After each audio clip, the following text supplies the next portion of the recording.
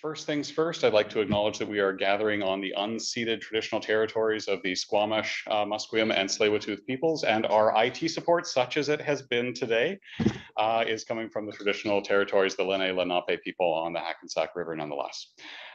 First up tonight will be Stephen Collis, who needs no introduction, but I will give one anyway, which means zooming into the small type on my phone.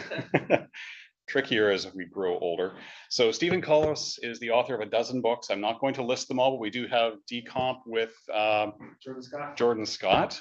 We also have the Red Album and A History of Theories of Rain here, along with one other. An archive. An archive, all from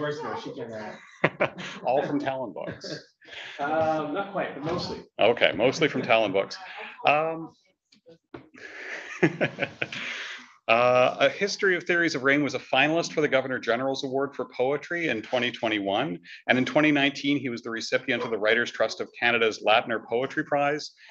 He lives in Vancouver on unceded Coast Salish territory and teaches poetry and poetics at Simon Fraser University. Jillian, do you want me to adjust anything? Well, he was just saying that it might be good to, but I think it looks... I can zoom it in a little bit. I'm tall too. He's tall, yeah. I can. Thanks, James. Hi, everybody. Can you hear me there? Surreptitiously, but I'm reading from paper, so hopefully it doesn't rustle over the mic here too much. But, there we go, Zoom. So I'm looking at the room here. You guys can see me in profile. I'll look back and forth. I'll try and be in both rooms at once. It's wonderful to see you all coming from all over the place. Wonderful, those of you here tonight in the room. It's really great to see you. I live on unceded Tsawwassen territory. Parts of Tsawwassen territory are ceded, parts of it really aren't, essentially. And I live on some of the parts that weren't part of the treaty that happened in more recent history. But I work on the territories of the Musqueam, Tsleil-Waututh, and Squamish peoples, and it's very much an honor to be reading here. It's so rare to be reading live. I haven't done a lot of these in a few years, so it feels interesting, let's say. I'm going to read from all new work, something I've been working on for about a year. It's a long, kind of saggy bag of a poem with all sorts of different things in it, but I think of it as one poem. So I started writing it almost exactly a year ago, and I started writing it, really, I think the prompt or the trigger was a series of events. A number of poets, a couple of whom I was close to, passed away. One especially, Phyllis Webb, died on November 11th, 2021. And in the coming couple of days, Lee Miracle passed. Well, Lee Miracle passed away that same day, actually, on November 11th. Then a few days later, an American Lebanese poet, Attila Adnan, passed away also well into her 90s. And this was all leading into the weekend where that atmospheric river arrived. And it just seemed so portentous that these elder poets were passing away, and then this massive storm blew through BC and knocked out the bridges and flooded everything. And it was just too much not to think about and write about their passing and about the climate catastrophe, which was feeling so real and present in that moment. So that's really where this poem comes out of. It's called Blazing Space, and I'm going to read one part of it that's about to be published as a little booklet, a little chapbook in the UK. And really this was written in a conversation back and forth, a poetic conversation with Isabella Wang, who's here in the audience tonight. Okay. I do need these. Where there's fire, there's water too. Hillsides burnt in summer, slump inundated in winter. No trees to keep, no soil to hold, bristlecone, mountain hemlock, amabilis, spruce, and ash, and ash, and ash, and water roar swept into ravine, into vortex, into fished from a sky of fire, rushed torrent to acidic sea. Typically in things I write, there's a lot of sciencey bits, I guess. And so some of that is why were the floods so bad? Because the forest fires had already, taken the trees away, and there was nothing to hold the soil to the mountains when the waters came. Words made for singing and chanting, just silent here. This inert world is not ours. is its own fire built and banked, feels sorrows, exalted joys, though not by those names. Strawberry tree and Salau have their own revolutions, their own red, which turns us back and folds us in again. Falling mountains, swollen rivers, a petrolus loose in the heart of every crying bird.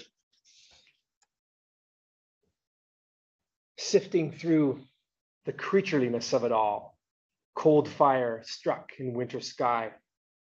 Dinosaur us, flat on the ground, looking ever upward into our mingled despairs. Everything that changes quickly is explained by fire, hearts, skies, and the depths of substance. This other I am shines in paradise and burns in hell. Cookery and apocalypse, our fate sealed with a carrion wax.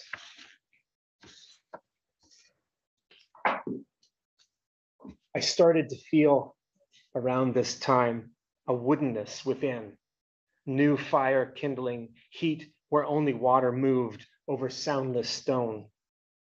The eye consumes itself, yet I did not join the fray.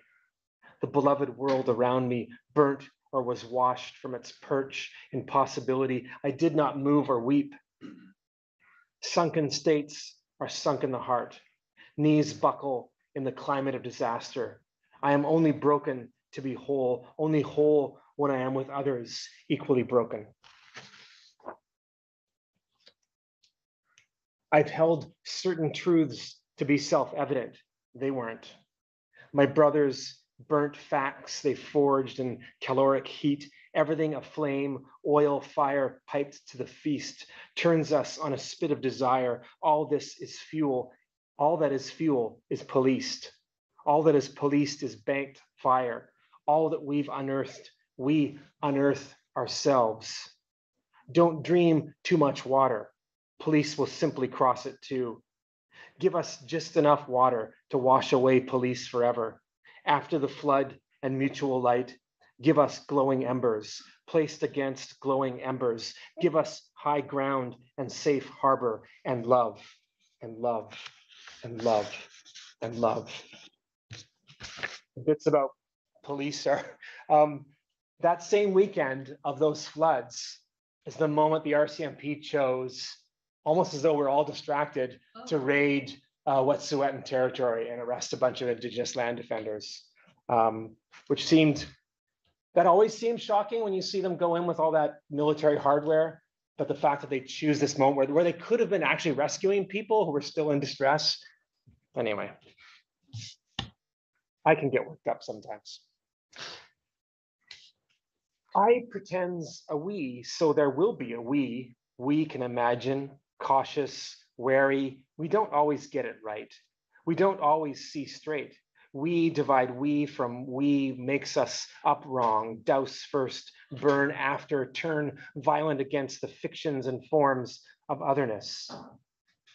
I fall and bend back along the little that is mine, small simultaneity, time and nowness, a line I take for free from another, writing most of my organs, play in other churches that are not churches, raising thunderous seas and volcanic aspirations. I write because I can't sing in thick dark, waking beyond matter, hearts and wind depart for islands, no power, less bearable than love. The permanent eclipse, hell not the sole owner of fire, the middle of the street, not the only place love bursts. Hits the wrong target, a bull whirling in the sky, the great dancer suspended midst three ghosts of poets I love, one poet's heart still beating, plum blossom clinging to plum blossom trembling. Okay, that's that poem, or that part of the poem. And I won't read for too long, because we're off to a late start and there's still another reader to come. So I'll read another long-ish sequence. That was longish, wasn't it? It felt longish. I'll read another long sequence. Good. Well, I think this takes 8 or 9 or 10 minutes to read or something like that, but that'll all I do. So this poem is really going to be a preface to the book I'm working on. It's called Poem for Osman, and Osman's a friend of mine. He's a refugee living in the UK. I think he would accept that term, even though he actually has status now, finally, after a long time in the UK. He comes from East Africa. It took him about 10 years of escape, imprisonment in several countries, desperate ocean crossings, all sorts of horrible mishaps and adventures, I guess, to find himself safe finally in England, and then able to bring his family from Africa to be with him. And they were separated for about a decade. So he's someone I've known for about 7 years, and I've struggled with how do I write about this person? But most of this book is about that combination of climate, disaster, and displacement. In fact, what happens when the floods come and the forest fires? We all wind up displaced. In fact, that's what's going on in the world. Another way of thinking about climate change is it's a vast displacement of all life on this planet. And my friend Osman has a special relationship to a plant. He's a real lover of lavender because he's had terrible struggle sleeping in his life. And lavender has actually been used for about 2,000 or 3,000 years at least as a natural sedative. So he's a real believer in the power of lavender to help him sleep. Maybe that's all you need to know. Poem for Osman. Were I some long traveling merchant of the ancient world, hold full of the blues, lapis from far Xʷməthkվəy, for ultramarine, Renaissance robes, feathers of certain tropical birds who sing crossing seas, the wine dark Mediterranean, all the tribes and sub-tribes of lavendula, that's lavender, skying from corolla blue to iris to lilac, and even your blue shirt and blue flag, Osman. I would bring to port dreamless sleep for you, freighted with purple, ancient and solar, the company of common blue moths, something almost starling, or let's say brothers, as when we first met, ready for sleep on parallel mats, and you would have a word, pluck it between finger and thumb, like an indigo bunting by its wayward wing. Find words for your years of sleeplessness, find words for your years of sleepless nights. But here, you said, gesturing with bright eyes, here, you said, I can sleep, because here I have brothers. I want just 3 words and the truth, which I think is just this feeling of the planet moving underfoot. Just 3 words, Osman, you choose. Your story is your story. You tell it best. Well, I would simply ride at its northwesterly edge like some moon round your dreaming sphere, casting what reflective light I could from my silent drift humming, blue to purple in range. Lavendula, inhaled, relaxes the limbic system, short, woody shrub, decussate or lobed leaves, compact terminal spikes of flowers on long peduncles. I love to say the word peduncles.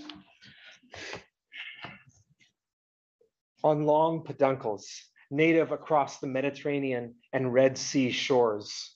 Was this hardy and aromatic plant holding court along the hills surrounding Kirin when you were born?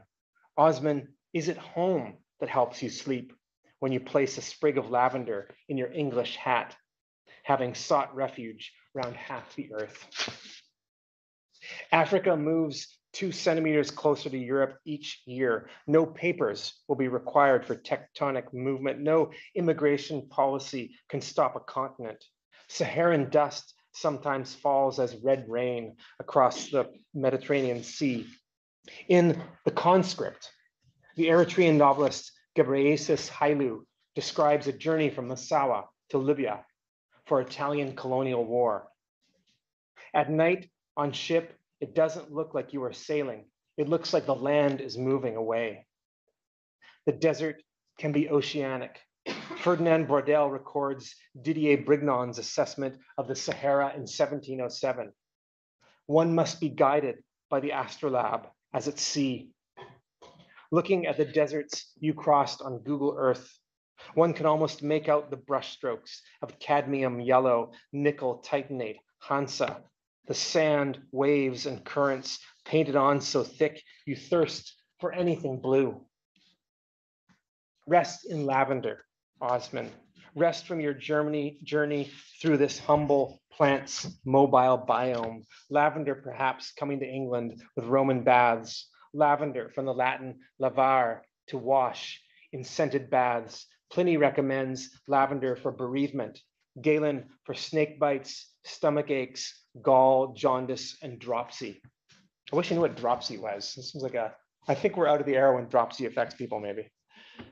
Hildegard of Bingen. Because of it, malign spirits are terrified. John Gerard. The blue part and not the husk, mixed with cinnamon, nutmegs, and cloves, doth help the panting passions of the heart, and prevaileth against giddiness or swimming in the brain. Sleep comes in many forms. Take your friend Michaeli, brother in arms, whose hair you cut poorly, shaving your own head as penance, who nights you shared your bedroll with when Michaeli was too lazy to carry his own, who preceded you to the Mediterranean, crossing his overloaded boat going down with 350 souls, Michaeli lost to wine-dark depths, his sister too dead in Khartoum, and his mother dead, cancer, in Holland. So even in death, the family cannot be together. Thus, your efforts to gather your family with you in Cardiff, your mother needing your care, and your son Hamoudi, who, when he was born, Michaeli said, "Let's give thanks." Hamoudi, it's the Arabic word. And so that was his name. And you are all together now. And I recall Naguib Mahfouz's words, home is not where you are home is not where you were born. Home is where all your attempts to escape cease.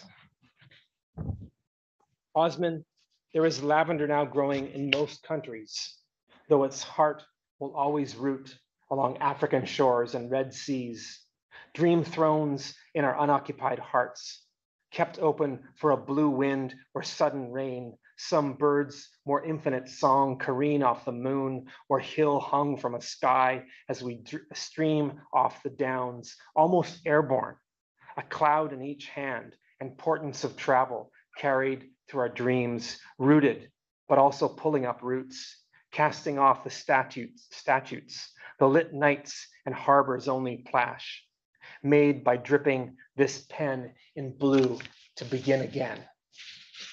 Thank you for listening.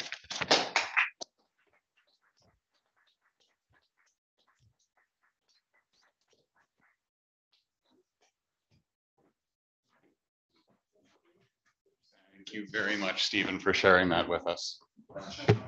Thank you.